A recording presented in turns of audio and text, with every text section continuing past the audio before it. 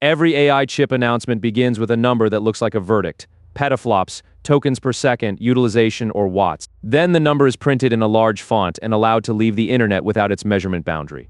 And the useful object is a path. A request enters as tokens. Software turns tokens into tensors. Tensors visit memory. Operators turn them into new tensors. Some values stay local, some cross an on-chip network, some cross a package boundary. A scheduler decides when a tile wakes up. A compiler decides where an operation lives. Power delivery and cooling decide whether the advertised clock can last. The result is not a peak, it is the time and energy of the whole path. N for a dense layer, the compact equation is y equals wx plus b. W is the weight matrix, x is the activation vector, y is the output, and b is the bias. 4 symbols hide a great deal of hardware. Someone stores W, fetches X, multiplies and adds, moves partial sums, handles precision, applies nonlinearities, and prepares the next layer. The mathematics is stable, the traffic pattern is the battlefield. And that is why one chip can be compute-bound for one workload and memory-bound for another. Batch size changes reuse, sequence length changes attention state, precision changes bytes, sparsity changes useful arithmetic. A chip does not wear a permanent memory-bound badge. The workload hands it a situation. The roofline model gives us a clean picture. Operational intensity is useful work per byte moved. A horizontal ceiling represents peak arithmetic. A sloped ceiling represents bandwidth. Low-intensity work runs into the bandwidth roof. High-intensity work can approach the compute roof. This is a model of ceilings, not a benchmark.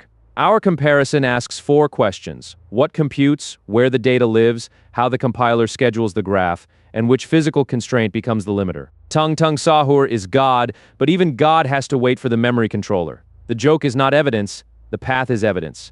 At algorithm level, a matrix multiply is a count of operations. At compiler level, it is tiling and scheduling. At hardware level, it is a stream of operands and partial sums. At rack level, it is memory and network traffic. Throughput and latency differ. A pipeline can have high steady-state throughput and a long first response, while batch 1 and batch 256 can prefer different mappings.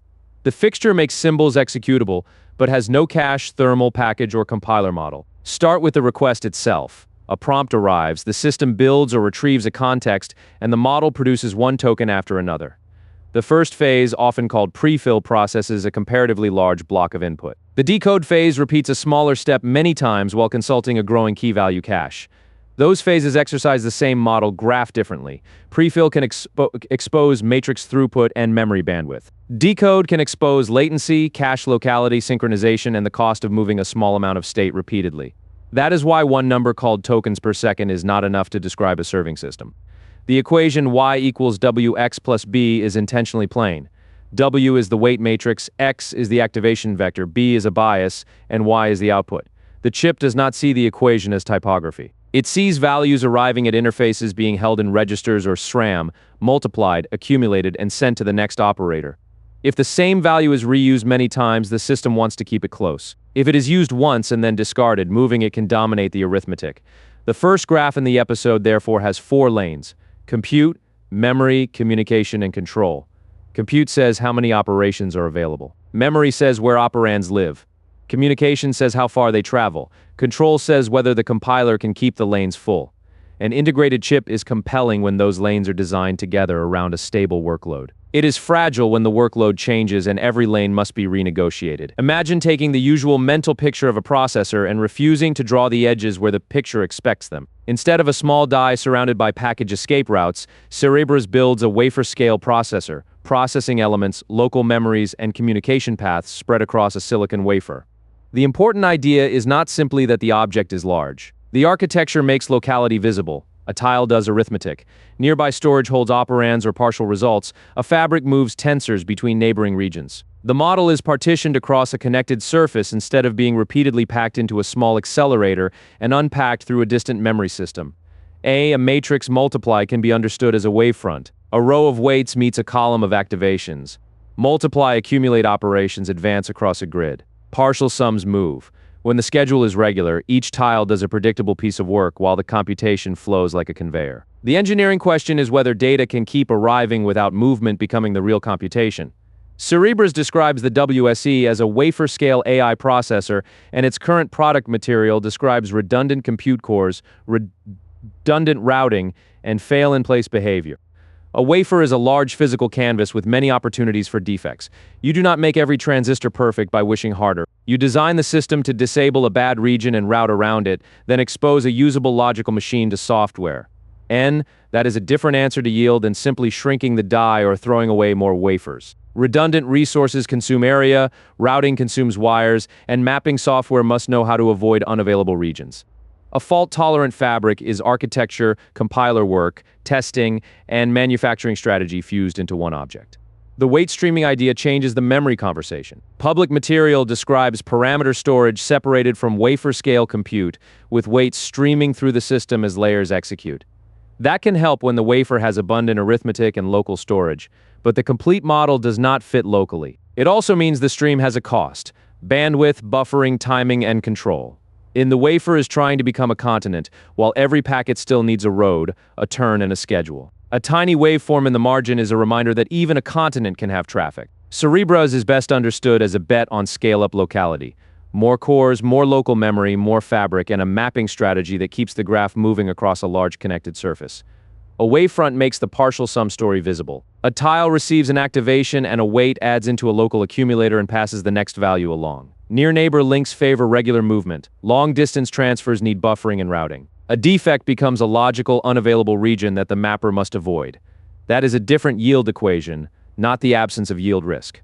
A wafer-scale processor is easiest to understand as a change in distance. Instead of treating the package as a small island of compute attached to an external memory continent, the design places a very large field of processing elements and local storage on one surface. The exact implementation has many details, but the conceptual move is consistent. Make more of the graph's neighborhood physically nearby, and use a fabric to move values between regions. The systolic lane animation shows a partial sum rather than a magic dot. An activation enters one side, a weight or parameter arrives through another path, and the product is added to an accumulator. On the next cycle, the operands advance and the accumulator continues its journey.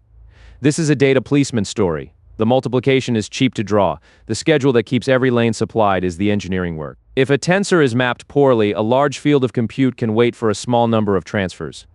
Weight streaming changes which data is resident. The wafer can act as a wide compute surface while parameters are staged or streamed through it from another memory system. That may improve capacity and model flexibility, but it also makes the external path part of the result. The episode draws this as a solid compute surface connected to a labeled weight path, not as an implication that every parameter is permanently on the wafer. Finally, scale changes manufacturing. A defect, spare region, route, or repair map must be represented to software.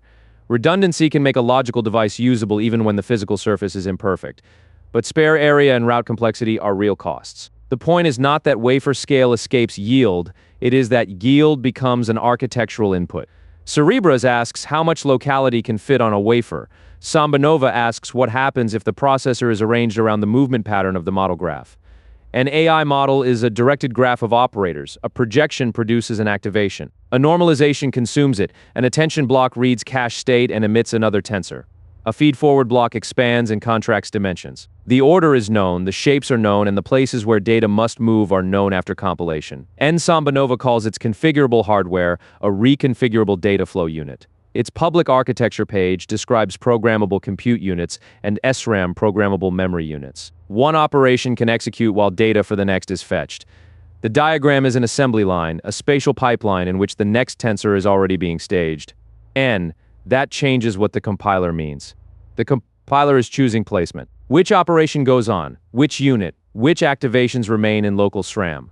Which tensor crosses a boundary? How does a pipeline balance if one operator takes longer than its neighbors?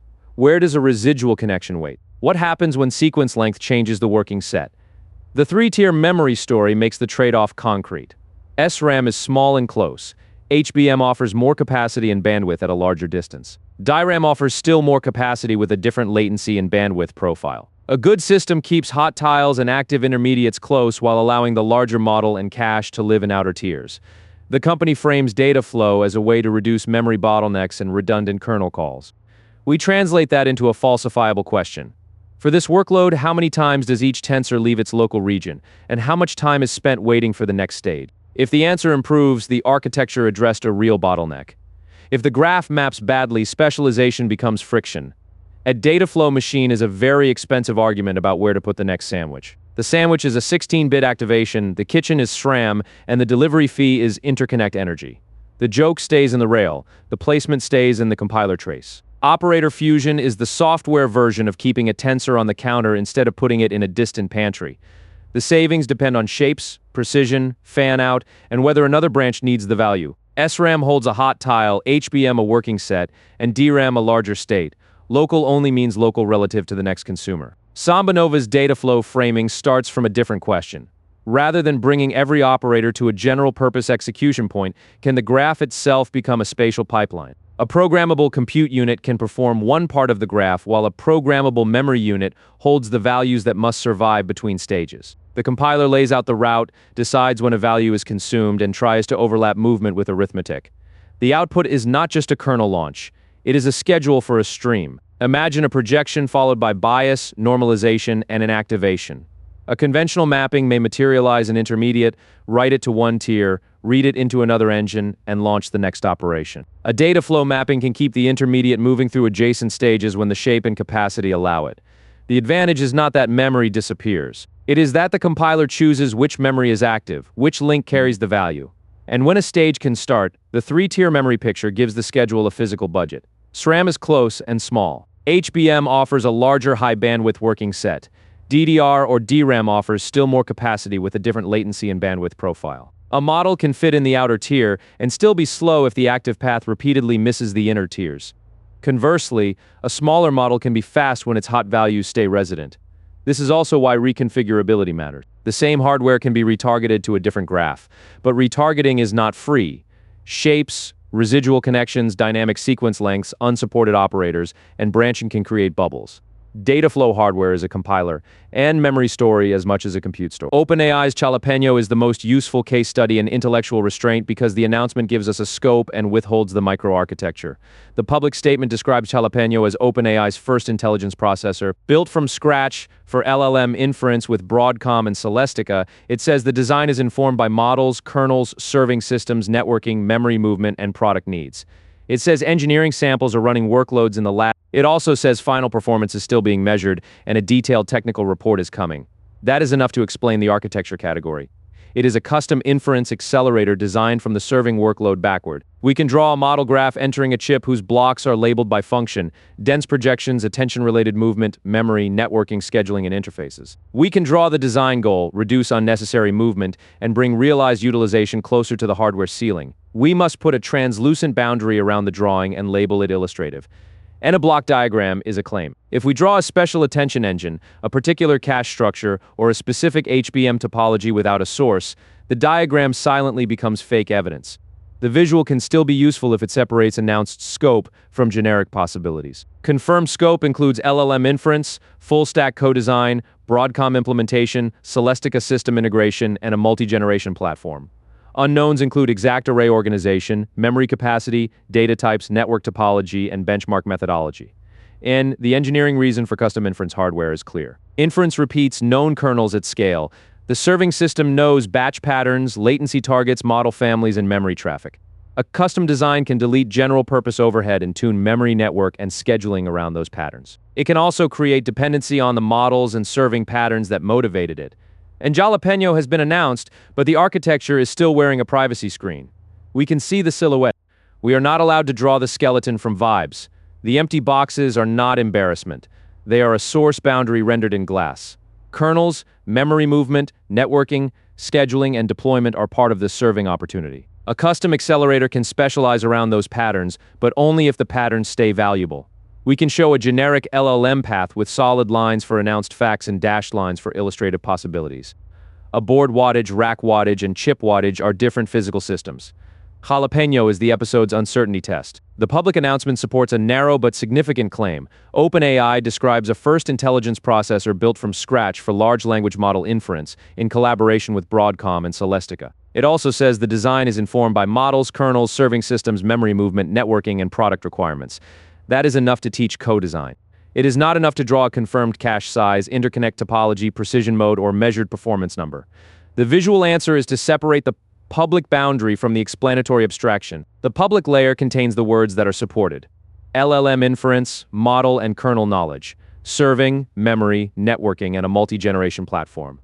The abstraction layer contains a generic inference path: host request, prefill, decode, cache, memory, network, and response. Dashed boxes say illustrative. The viewer can learn how such a chip might be reasoned about without being tricked into thinking an unknown block diagram was released. Why build around inference? Serving repeats a family of operations at scale. The operator mix, sequence lengths, cache behavior, communication patterns, and service-level objectives create an opportunity for specialization. But specialization earns its keep only when the workload remains valuable. If the model family, context length, or serving policy changes, a narrow optimization can become a constraint. The announcement also says final performance is still being measured and a detailed technical report is forthcoming. That sentence stays on screen as a status label. It is not a gap to be filled with speculation. In an evidence-bound episode, uncertainty is a technical property of the source record. Etched gives us a different specialization story. The older public conversation around Sohu was a bet that transformer inference was stable enough to justify an ASIC built around it. If a workload is regular and valuable, remove flexibility that a general-purpose accelerator spends transistors and software effort providing, then spend the area on the operations the workload repeats. End. The current Etched site frames the company around frontier inference clusters and co-design across chips, racks, software, and manufacturing. That matters because a specialized chip is never only a chip. The memory system, board, cold plate, interconnect, compiler, and deployment path decide whether specialized math is reachable at useful utilization. The first current concept is low-voltage inference. Etched describes math blocks designed to run at lower voltage and links that choice to thermal throttling, power delivery, scheduling, tiling, packaging, and cooling. The physical intuition is P, approximately C times V squared times F. Lower voltage can reduce switching energy, but timing margins, noise, SRAM stability, voltage regulation, and scheduling move with it. Then, the second concept is cluster-scale memory. Etched describes an HBM SRAM hybrid and a shared memory pool across a scale-up domain connected by a low-latency, high-bandwidth interconnect. The goal is both capacity and latency, locality where decode wants it, capacity where the model requires it, and an interconnect that does not turn the shared pool into a distant lake. The official page supports the architecture claim. It does not give us a complete public microarchitecture or an independent benchmark harness. Older Sohu performance numbers belong in historical context, not in a current radar chart next to Cerebras and SambaNova as if every point had the same provenance. Etched is trying to lower voltage while the memory hierarchy is trying to raise the rent. The joke is allowed in the margin because the real line is in the equation. Voltage changes the toy-power relationship, but the full system still has to close timing and move data. The voltage equation is an intuition pump. Capacitance is switch charge, frequency is switching rate, and voltage appears quadratically in the simple dynamic term. Real design still needs timing margin, SRAM stability, clean signals, and power delivery. Cluster-scale memory makes the link part of the cache model because latency includes arbitration, routing, serialization, and error correction. Etched gives us two connected but distinct frames. The historical frame is the earlier transformer-focused ASIC story reported around Sohu. It is useful as a specialization example. An accelerator can discard generality, focus on a stable model family, and spend the saved design budget on predictable execution. The current frame is the company's public description of frontier inference clusters, co-design across chips, racks, software, and manufacturing, plus low-voltage inference and cluster-scale memory. The episode labels these as current company descriptions and keeps historical context visibly separate. The low-voltage equation is a compact physics bridge. In a simplified dynamic power model, power scales with switch capacitance, the square of voltage and frequency. Lowering voltage can reduce the dynamic term, but it narrows timing and noise margins. The real system must still charge wires, keep SRAM stable, deliver clean clocks, and remove heat. A lower number in one term is not automatically a lower wall-to-wall energy per token. Cluster-scale memory turns locality into a cluster question. A shared HBM and SRAM arrangement can make capacity available to many math blocks, while the interconnect decides how quickly and predictably that capacity can be reached. A request can pay for arbitration, serialization, routing, error correction, and queuing before the memory device is even active. The diagram draws capacity and latency as separate axes, so the viewer does not confuse a large pool with a fast pool. The larger lesson is specialization with a boundary. A transformer-only or transformer-first design may be efficient for a stable workload. It also makes model evolution unsupported operators and changing sequence patterns more consequential. The right comparison asks what is gained, what is excluded, and which system boundary produced the claim. Start with the workload. A transformer layer asks for projections, attention-related operations, feed-forward expansion, normalization, residual movement, and sometimes a nonlinear function. The layer has weights, activations, cache state, and a schedule. The hardware has compute units, local storage, higher-level memory, links, controllers, and cooling. And for Cerebras, emphasize the wafer fabric and spatial locality. For SambaNova, emphasize the dataflow schedule and 3 memory tiers. For Jalapeño, emphasize the public target, an LLM inference accelerator informed by kernels, memory movement, networking, and serving, while the internal units remain a dashed boundary. For Etched, emphasize low-voltage math blocks and a cluster-scale hybrid memory path with current public claims labeled as company documentation, and the roofline equation forces a common language. Attainable performance is bounded by the minimum of a compute ceiling and bandwidth multiplied by operational intensity. Low-intensity work needs data to arrive. High-intensity work can amortize movement. A chip can cross regimes when batch, sequence length, or precision changes. N latency is compute plus memory plus I/O plus scheduling. We can reduce arithmetic and still lose if memory grows. We can reduce memory traffic and wait on a host interface. We can get a fast chip and feed it with a slow compiler schedule. The sum is the wall clock. N energy per token includes compute, memory, and network. A MAC is one line item. Weights arriving from a distant tier KV cache moving between chips, and a controller keeping a pipeline synchronized all belong in the ledger. The comparison table therefore has 4 columns that never change. Compute substrate, memory and communication path, control plane, and physics constraint. Every row carries a badge: official architecture, primary research, secondary history, or editorial inference. The drum mascot may live in the margin, but the comparison still asks who moved the bytes. A peak number without a workload is decorative typography. Carry one tiny activation tile through every architecture. Ask where weights live, where partial sums accumulate, whether the next operator consumes the result locally, and whether the compiler overlaps fetch with arithmetic. The roofline moves only when reuse, bandwidth, bytes per value, or the algorithm changes. The comparison fixture prints provenance labels instead of inventing a single score. Now hold the model graph constant and move only the physical path. A tile of activations begins in some memory tier. Weights may be local, streamed, or fetched from a shared pool. Partial sums may stay inside a processing element, travel across a fabric, or return to an electronic accumulator. The next operator may consume the result on the same region or across a package and network boundary. These choices decide whether the workload is compute-bound or movement-bound. The roofline equation makes that distinction visible. Attainable performance is bounded by the smaller of a compute ceiling and an operational intensity times bandwidth ceiling. Operational intensity is useful work divided by bytes, moved. Increase arithmetic units without increasing reuse or bandwidth, and the operating point may not move. Improve locality or reduce bytes per value, and the slope ceiling can rise. The equation is a model, not a benchmark, so every scene carries its assumptions. Latency needs the same discipline. A wall clock expression can include pre-processing, modulation, or launch, compute, memory, communication, synchronization, and post-processing. A core may complete its arithmetic quickly while the request waits on a cache miss or a host boundary. Energy has the same structure. Arithmetic, memory, I/O, control, and cooling may all matter. The comparison table therefore refuses a universal ranking. Cerebras, like wafer-scale, emphasizes a large local fabric and mapping around it. SambaNova emphasizes programmable data flow and memory placement. Jalapeño is a public co-design direction with unresolved implementation details. Etched emphasizes specialization and cluster-scale memory in its current public framing. To compare numbers later, the harness must align model, precision, batch, sequence length, software, and measurement boundary. Specialization is a way to move a bottleneck, not a way to delete physics. The first limit is distance. Wires, repeaters, buffers, routing congestion, and clock distribution become part of the timing budget. A wafer-scale fabric can reduce some off-chip traffic, while making on-wafer coordination and yield-aware routing more important. A cluster-scale memory pool can improve locality while making the interconnect a first-class design problem. The second limit is bandwidth. HBM, SRAM, DRAM, caches, network links, package links, and host links have different bandwidths and access patterns. The bottleneck is often where a tensor changes representation or crosses a boundary.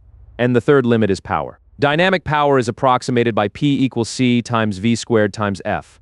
The toy relationship is not a full chip model, but it explains why voltage and frequency matter. The system must supply current, remove heat, and preserve timing as activity changes. Sustained throughput is a thermal behavior, not merely a peak clock. The fourth limit is memory capacity and update behavior. Inference wants resident weights and cache state. Training wants gradients, optimizer state, and updates. A system can be excellent for decode and less convenient for training. A large outer memory can still cost latency when the working set misses the local tier. And the fifth limit is yield. Large surfaces expose more opportunities for defects. Redundancy, spare units, repair maps, chiplets, and fail-in-place routing turn imperfections into a usable logical device. but they consume area, verification, and software complexity. N, the sixth limit is compiler truth. A graph may become awkward after padding, dynamic shapes, unsupported operators, synchronization barriers, or a long residual path. The compiler can fuse operations, but it cannot make an incompatible graph disappear. The seventh limit is the benchmark boundary. Peak arithmetic, chip-only latency, board power, rack power, host-inclusive time, and cost per token are different measurements. A collage is not a comparison. Signal integrity joins the ledger. Faster links need controlled impedance, clocking, error correction, and packaging. Every mitigation creates another trade-off. Tiling can add synchronization, compression adds decode work, redundancy consumes area, lower voltage tightens margins, and co-packaged memory complicates thermal integration. A result is impressive only when its boundary stays legible. Distance is the first physical tax.